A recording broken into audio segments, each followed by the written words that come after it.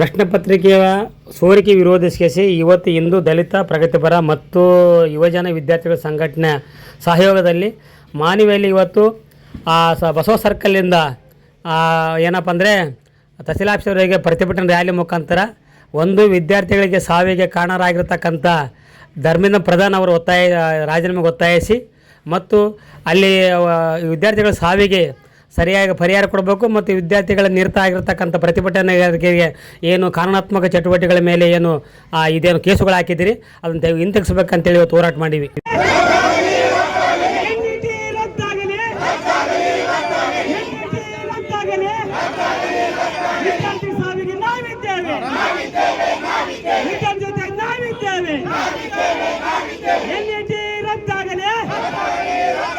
ಜನರ ಜೀವ ತಿನ್ನತಕ್ಕಂಥ ಬಿಜೆಪಿ ಸರ್ಕಾರಕ್ಕೆ ಧಿಕ್ಕಾರ, ಜೀವ ತಿನ್ನತಕ್ಕಂಥ ಭ್ರಷ್ಟ ಮೋದಿ ಸರ್ಕಾರಕ್ಕೆ ಧಿಕ್ಕಾರ, ಸುಮ್ಮನ ಸರ್ಕಾರಕ್ಕೆ ಧಿಕ್ಕಾರ,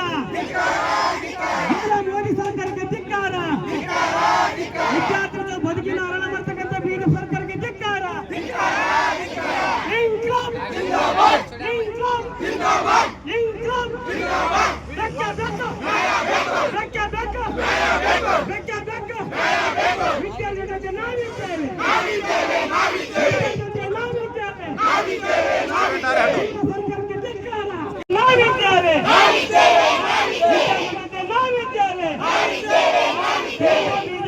ಸರ್ಕಾರಕ್ಕೆ ಧಿಕ್ಕಾರ,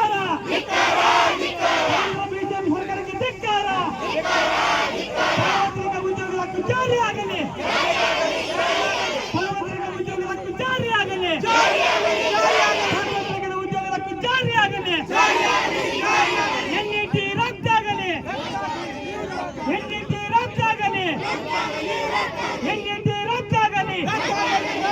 ನೈತಿಕ ಹೊಣೆಯನ್ನು ಕೇಂದ್ರ ಶಿಕ್ಷಣ ಸಚಿವ ರಾಜೀನಾಮೆ ಕೊಡಲೇಬೇಕು.